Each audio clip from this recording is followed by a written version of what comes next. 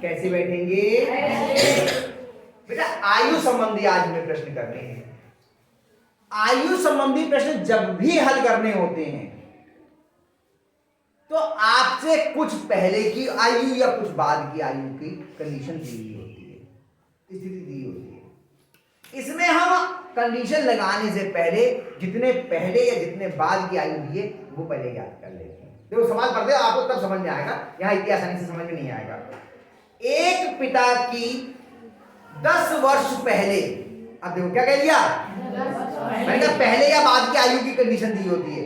10 वर्ष पहले आयु अपने पुत्र की आयु की 3 गुनी थी। 10 वर्ष बाद पिता की आयु अपने पुत्र की आयु की 2 गुनी हो जाएगी। पिता और पुत्र की वर्तमान आयु ज्ञात कीजिए। बहुत आसानी से हो जाएगा, ध्यान देना, एक बार में समझ में आ जाएगा। ट्रिक मैं बता दूंगा कि जो हम इस्तेमाल करते हैं तरीका वो क्या है। पहला सवाल है, हमें पिता और पुत्र की वर्तमान आयु ज्ञात करनी है। तो पहले हम पिता और पुत्र दोनों की अलग अलग वर्तमान आयु कोई मान लेते हैं, कोई भी चर मान सकते हैं, जो हमने पहले आपको बताया है।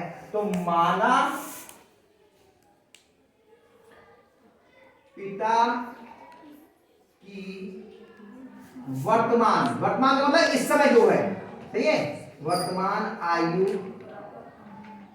बराबर एक्स वर्ष।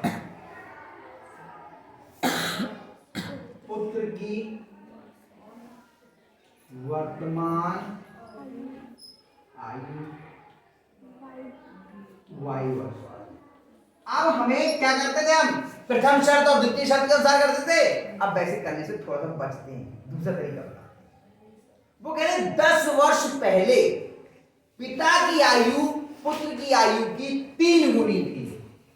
10 वर्ष पहले पिता की आयु पुत्र की आयु की 3 गुनी थी। ये उन्हें शर्त दे रखी है, लेकिन शर्त किस पे दी है? 10 वर्ष पहले की आयु पर। 10 वर्ष पहले। अगर मान लो आज किसी की आयु 30 साल है तो 10 साल पहले उसकी आयु 20। आज 25 है तो 10 साल पहले कितना? 15। तो यानी कि 10 साल आज से कम, यानी 10 साल उसमें से घटा रहे हो, ये तो कर रहे हो। तो 10 यहां लिखेंगे 10 वर्ष पहले, 10 वर्ष पहले या 10 वर्ष पूर्व, 10 वर्ष पहले या 10 वर्ष पूर्व। पिता की आयु बराबर कितनी हो जाएगी बताओ? पिता की इस समय कितनी आयु? एक्स। तो 10 साल पहले कितनी हो जाएगी?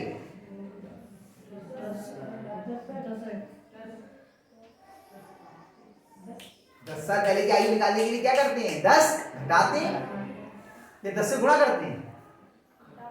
10 घटाते हैं ना। तो इस समय कितनी है? एक्स। एक्स में से 10 घटाएंगे तो कितनी हो जाएगी? x में से 10 घटाएंगे तो कितना हो जाएगा? अच्छा, और 10 से x की गुणा करेंगे तो कितना हो जाएगा? 9x। हमने कहा x में से 10 घटाओ तो क्या लिखा जाएगा? x minus 10। यही तो हुआ भैया बेटा ना। अरे 10x का मतलब x की 10 से गुणा हो गई। x में से 10 घटाने का मतलब हुआ x माइनस 10। कोई बात नहीं, ये सब चीजें हमने छठे में सीखी थी कि x में 4 जोड़े तो कितना हो गया, a में 3 जोड़े तो कितना। छठे में हम लोगों ने किया था ये सब, कोई बात नहीं, भूल गए। x में से 10 घटाया तो इसका मतलब क्या हुआ? x minus 10। 10 साल पहले पिता की आयु कितनी थी? x माइनस 10 वर्ष, ठीक। और पुत्र की आयु कितनी थी बताओ? पुत्र की इस समय कितनी है? तो 10 साल पहले कितनी हो जाएगी?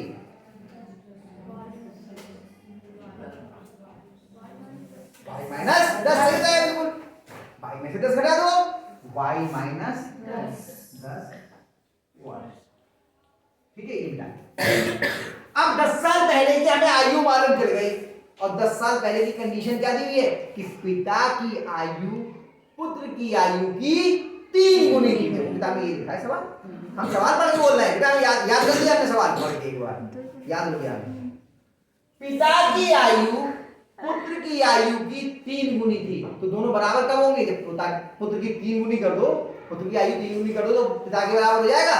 तो लिखेंगे प्रथम शर्त के अनुसार। अब लगेगी शर्त, प्रथम शर्त के अनुसार x माइनस 10 बराबर 3 गुणा y माइनस 10। इतने में कोई समस्या बताओ? तो हो गया x माइनस 10 बराबर 3y माइनस 30। अब ये 10 इधर माइनस का इधर क्या जाएगा? देखो हमें x बिना गुणा वाला है ना, x को y के पदों में कर ले रहे हैं। हमने आपको तरीका बताया था, ये कर लेते तो हमें आसानी जाती है करने में। कुछ लोग क्या करते हैं, यहाँ पर नहीं करते, फिर बाद में समीकरण 1 और 2 लेकर के तब करते हैं। हम इस काम को यहीं खत्म कर देते हैं, x को y के पदों में यहीं कर लेंगे, क्योंकि हमें मालूम है हमें कौन सी विधि इस्तेमाल करनी है, प्रतिस्थापन विधि, आसानी से प्रयोग हो जाएगी। 3y माइनस 30 जो दाएं पक्ष में पहले से था वो पहले लिख लिया। अब इसको उठा के इधर से इधर, इसको इधर ले जाना था इसलिए इसे यहाँ नहीं लिखा। ये माइनस का 10 था, इधर कैसे पहुंचेगा? x बराबर 3y माइनस 30। ये होगी समीकरण नंबर 1। पहली शर्त से जो समीकरण बननी थी वो हमने बना ली। अब देखो आगे क्या लिखा, 10 वर्ष बाद, एक लिखा है आज से 10 वर्ष बाद पिता की आयु पुत्र की आयु की 2 गुनी हो जाएगी, ये लिखा है। तो पहले हम क्या करेंगे, जैसे हमने 10 वर्ष पहले की आयु ज्ञात की थी ऐसे ही 10 वर्ष बाद की। आज अगर किसी की आयु 30 है तो 10 साल बाद कितनी जाएगी? 20 है तो कितनी हो जाएगी? 12 है तो कितनी हो जाएगी? तो क्या कर रहे हैं हम? 10 जोड़ रहे हैं, ये तो कर रहे हैं। तो 10 वर्ष बाद, 10 वर्ष बाद या पश्चात, सही है, पिता की आयु बताओ। अब बताओ कितनी होगी पिता की आयु? हाँ, ये है तरीका। देखो बताया हमने ये था और समझ में आपको ये भी आ गई। यही बात मैं अभी कह रहा था थोड़ी देर पहले।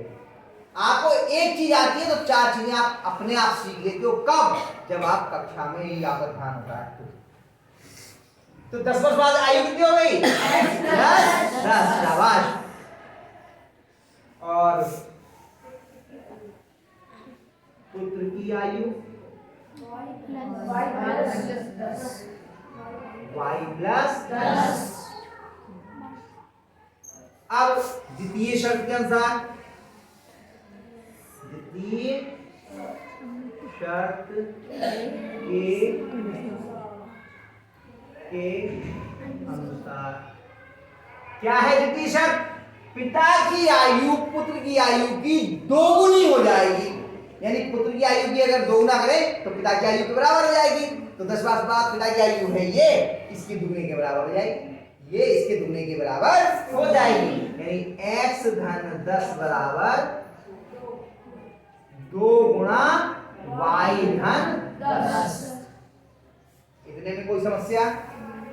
तो x धन 10 बराबर 2y धन 20। इसके आगे का ज्ञान, ठीक है।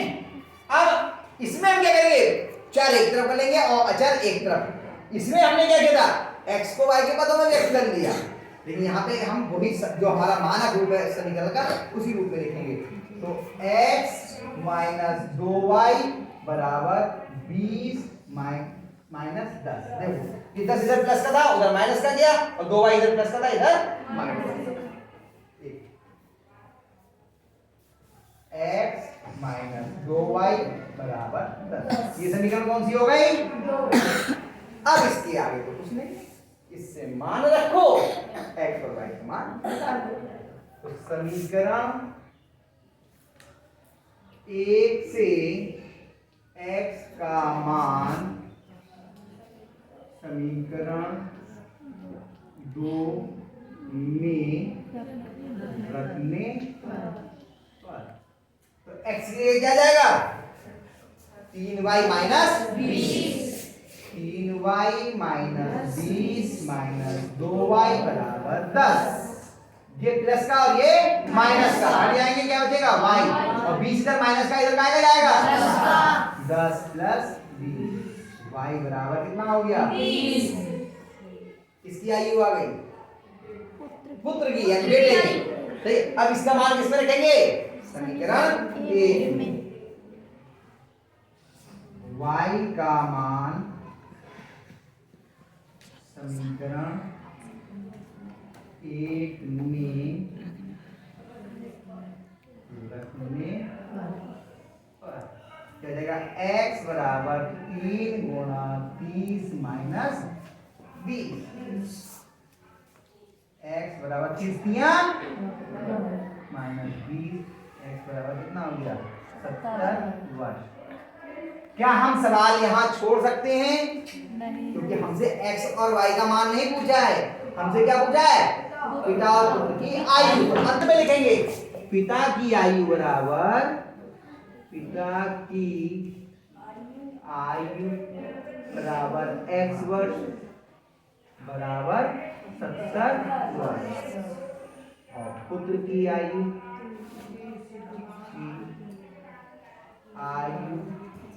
बराबर y वर्ष बराबर 30 वर्ष। हाँ लल्ला, आओ कुछ समझ में। सवाल अभी बहुत आसानी से समझ में आ गया होगा। ये उतारो, उसके बाद अगला सवाल खुद करने का प्रयास करो, आ जाएगा सवाल, नहीं तो नहीं आएगा। ठीक है।